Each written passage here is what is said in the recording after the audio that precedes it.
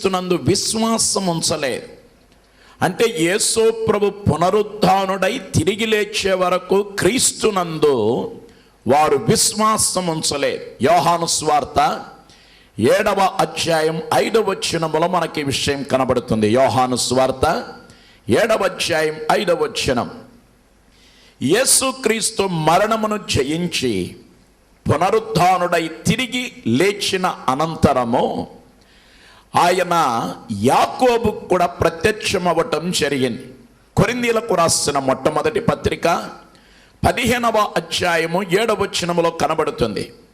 కొరింథీయులకు రాసిన మొదటి పత్రిక 15వ అధ్యాయం 7వ వచనములో యేసుక్రీస్తు పునరుద్ధానుడై తిరిగి లేచిన అనంతరం ఆయన యాకోబుకు ప్రత్యక్షుడవుతున్నాడు. అలాగే అది యాకోబులోను అతని సహోదరులలోనూ అద్భుతమైన పరివర్తన సృష్టించింది. దేవునికి స్తోత్రం కలుగునుగాక. యేసు యొక్క పునరుద్ధానము, అప్పటి వరకు యేసు శరీరధారిగా ఈ లోకములో 33.5 సంవత్సరములు ఉన్న వేళలో వారిలో ఏ విధమైన మార్పు లేదు. భయపెచ్చు ఆయన యందు విశ్వాసం కూడా ఉంచని మూర్ఖతరముగా వాళ్ళు వ్యవహరిస్తూ వచ్చిన కాలం అది. కానీ యేసు మరణమును మరణింపజేసి మృత్యుంజయుడై తిరిగి లేచిన అనంతరం ఆ పునరుద్ధానుడైన క్రీస్తు ఎప్పుడైతే యాకోబుకు ఆయన ప్రత్యక్షుడయ్యాడో, ఈ వార్త వెళ్ళి యాకోబు ఏం చేశాడంటే తన మిగిలిన సహోదరులకు తెలియజెప్పుంటాడు. ఆ రీతిగా ఈ యేసు పునరుద్ధానుడయ్యాడనే వార్త వారి హృదయాలలో గొప్ప మార్పు, చేర్పులు, పరివర్తన కలగటానికి అవకాశం ఏర్పడిందన్నమాట. ఆ రీతిగా వాళ్ళందరూ ఏమయ్యారంటే యేసునందు విశ్వాసం ఉంచారు. అలా విశ్వాసం ఉంచిన వారిలో ఒక సహోదరుడే యూదా. దేవునికి స్తోత్రం కలుగునుగాక. ఇకపోతే మనము అపోస్తల కార్యములో 1వ అధ్యాయం 14వ వచనం గమనిస్తే, అపోస్తల కార్యము 1వ అధ్యాయం 14వ వచనములో 120 మంది ఏం చేశారంటే వాళ్ళు ఒక మేడగదిలో పరిశుద్ధాత్మ కొరకై కనిపెడుతూ ప్రార్థనలో కూర్చోవటం జరిగింది. అలా ప్రార్థనలో కూర్చున్న వారిలో యేసు ప్రభు సహోదరులు కూడా ఏం చేశారంటే వాళ్ళందరూ ప్రార్థనలో పరిశుద్ధాత్ముని కొరకై కనిపెట్టడం జరిగిందన్నమాట. ఆ రీతిగా వాళ్ళు కూడా ప్రార్థనలో ఉండటము, పరిశుద్ధాత్మ పొందుకున్న వారిలో ఈ యాకోబు, యూదా మొదలగు వారు కూడా అందులో ఉండటం గొప్ప విశేషం అన్నమాట. ఆ తర్వాత పరిశుద్ధాత్మ ప్రేరేపితులైన యేసు యొక్క సహోదరులైన యాకోబు కానివ్వండి, యూదా కానివ్వండి, వీళ్ళు ఏం చేశారంటే చెరొక పత్రికను కూడా క్రైస్తవ లోకానికి అందచేయగలిగారు. దేవునికి స్తోత్రం కలుగునుగాక.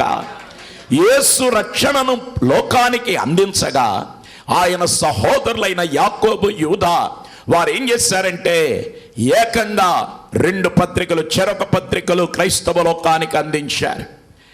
అపోస్తులు కాకుండా పత్రికలు వ్రాసిన వారు వీరిరువురు అన్నమాట. వీరు అపోస్తుల జాబితాలో లేరు. అయినప్పటికీ వీళ్ళు ఏం చేశారంటే పత్రికలు వ్రాయటం జరిగిందన్నమాట. వీరిరువురు భార్యలతో కలిసి సంచార స్వార్థికులుగా ఉండి వాళ్ళు పలు ప్రాంతాలకు వెళ్ళి ఏం చేశారంటే సువార్తను ప్రకటించారని చెప్పి అపోస్తలుడైన పౌలు కొరింథీయులకు రాసిన మొదటి పత్రిక 9వ అధ్యాయం 5వ వచనములో చెప్తున్నాడు. అపోస్తలుడైన పౌలు కొరింథీయులకు రాసిన మొదటి పత్రిక 9వ అధ్యాయం 5వ వచనములో వారు సతీ సమేతంగా వెళ్ళి యేసు యొక్క సువార్తను ప్రకటించారు. దేవునికి స్తోత్రం కలుగునుగాక. హల్లెలూయా. అలాగే యాకోబు యొక్క సహోదరుడుగా, ఒక చిన్న సహోదరుడుగా మాత్రం పిలువబడటానికి యూదా ఇష్టపడుతున్నాడు. ఇక్కడే మనం గమనించాలి జాగ్రత్తగా. యూదాలో ఉన్న ఒక ప్రత్యేకత మనం ఈ భాగంలో నేర్చుకోదగిన వారమై ఉన్నాం. అందరు ప్రేక్షకులు నా మాటలు జాగ్రత్తగా వినండి. ఈ కాలములో ఆధిక్యతలు కోరుకునే కాలం. బైబిల్ చెప్తుంది, పౌలు భక్తుడు రోమా సంఘానికి ఉత్తరాన్ని వ్రాస్తూ అంటున్నాడు, ఘనతలో ఒకరినొకడు గొప్పగా ఎంచండి. అంటే తన్ను తాను తగ్గించుకుని వాడు హెచ్చించబడును, తన్ను తాను హెచ్చించుకొని వాడు తగ్గించబడునని యేసుక్రీస్తు ప్రభువుల వారు కూడా ఆయన సెలవివ్వటం జరిగిందనమాట. అంటే ఈ దినాలలో తగ్గింపు అనేది కొరవడిన కరువైపోయిన కాలములోనికి మనం వచ్చాం. ఎవరికి వారు ఎప్పటికప్పుడు హెచ్చించుకోవటానికి ప్రయత్నిస్తున్నారు.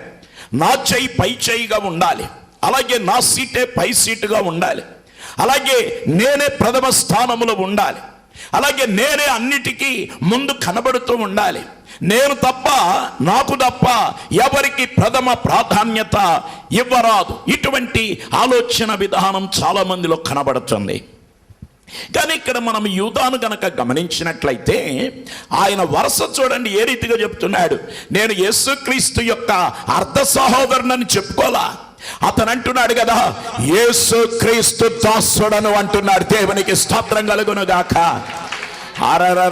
మన గనక ఎవరైనా ఒక ఆఫీసరు, ఒక రాజకీయ నాయకుడు ఎక్కడో దూర బంధుత్వం కలిగి ఉంటే ఎంతగా కలుపుకొని మాట్లాడతారండి, ఎంతగా గొప్పలు చెప్పుకుంటారండి. కానీ ఇక్కడ తన్ను తాను తగ్గించుకుంటున్నాడు యూదా. యేసుక్రీస్తు దాసుడని అంటున్నాడు. అంతటితో సరిపెట్టాడా?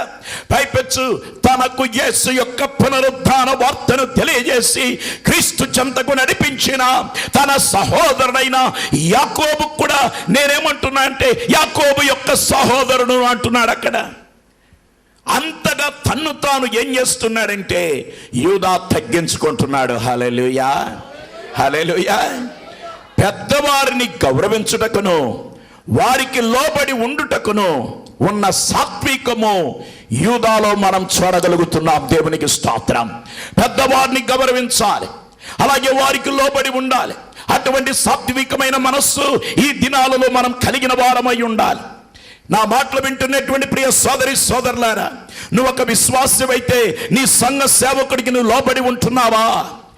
లేకపోతే సేవకుని డామినేట్ చేస్తూ సేవకుడి మీద పెత్తనాలు చలాయిస్తూ అలాగే సేవకుని ఒక రిమోట్ కంట్రోల్ లాగా పెట్టి ఆడించేటటువంటి ఒక క్రైస్తవ సోదరుడవో సోదరివో లేకపోతే సంఘ పెద్దవైతే అది దేవుని వాక్యమునకు విరుద్ధమనే సత్యాన్ని గుర్తుపెట్టుకోవాలి. ఎందుకంటే అది వాక్యానుసారమైన విధానము కాదు. అలాగే పెత్తనం చలాయించడం అనేది ఈ దినాలలో చాలా మందికి వెన్నతో పెట్టిన బిచ్చలాగా కోరుకుంటున్నారు అన్నమాట. రెండవ స్థానముతోనే ఈ యూదా ఏం చేశాడంటే తాను తృప్తి పడుతున్నాడు. దేవునికి మహిమ కలుగును గాక. హల్లెలూయా. సంఘములో నీ స్థానం ఎక్కడున్నా ఆ స్థానమును సంతోషముతో స్వీకరించే క్రైస్తవుడవై ఉంటే నీ జీవితంలో అది నీకు మేలు అని పరిశుద్ధాత్మ దేవుడు మాట్లాడుతున్నాడు. పెత్తనాలు కోరుకోకండి, స్థానమానాలు కోరుకోకండి. నన్ను ఫలానా స్థానములో కూర్చోబెట్టలేదు, ఫలానా పోస్టు నాకు ఇవ్వలేదు, ఫలానా స్థానంలో నాకు అవకాశం కల్పించలేదు, లేదంటే ఫలాని స్థానంలో నేను పోటీపడి ఓడిపోయాననే ఆలోచన మీకు అక్కర్లా. దేవుడు నిన్ను ఏ స్థానంలో పెడితే ఆ స్థానంలో ఉండి దేవుని కొరకు పనిచేయి. అలాగైతే దేవుడు నిన్ను దీవించి వర్ధిల్ల చేయబోతున్నాడు. హల్లెలూయా, హల్లెలూయా. వెనకడికి ఒక పాదిరి గారు ఆయన సభలకు ఆహ్వానించారు. సభలకు ఆహ్వానించి ఫ్యాంప్లెట్లో ఆయన పేరు అందరికంటే పైన పెట్టలేదని, 1వ నెంబర్ పెట్టలేదని సభలకు మానేశాడు ఆ ఘనుడు. పాదిరి గారులలో కూడా ఈ జబ్బు ఉంది మిత్రమా.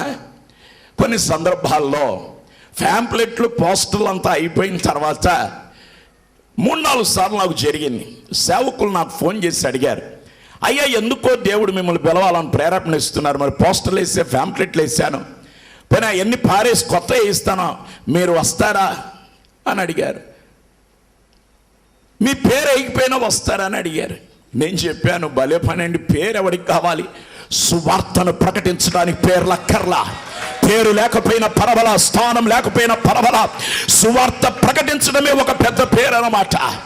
అటువంటి కొన్ని సభలకు వెళ్ళే ధన్యతను ఈ దేవుడు నాకు అనుగ్రహించాడు.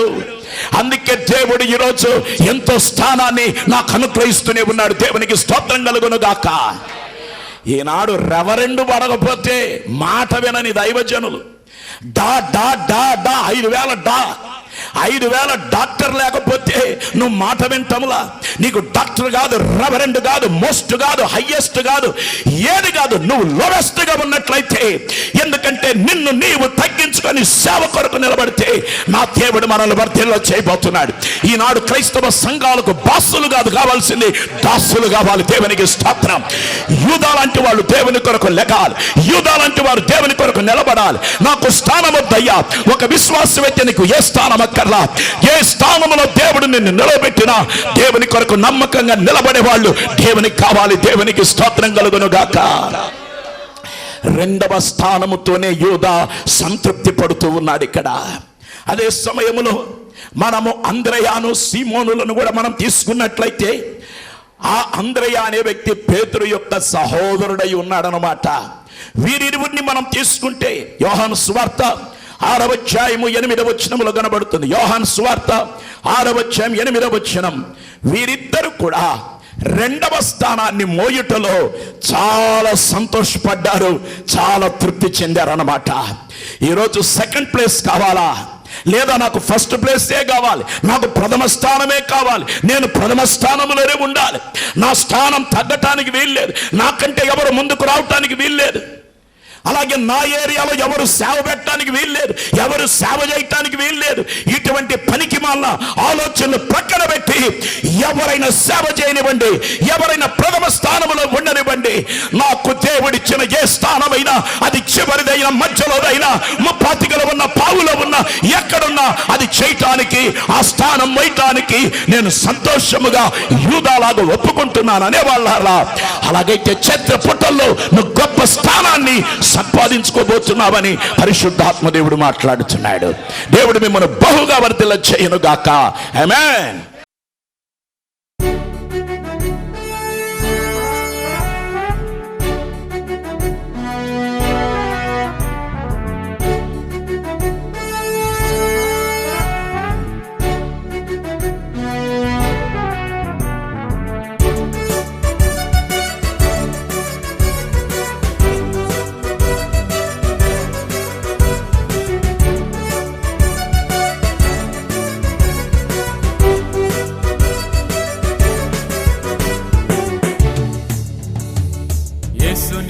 సైనికులారా, విజయ జెండపై మీ ప్రార్థన అవసరతలకై మమ్మలను సంప్రదించవలసిన మా చిరునామా పాస్టర్ పిటి వర్గీస్, ప్రేమ సువార్త ప్రార్థనా మందిరం, భానునగర్, విజయవాడ.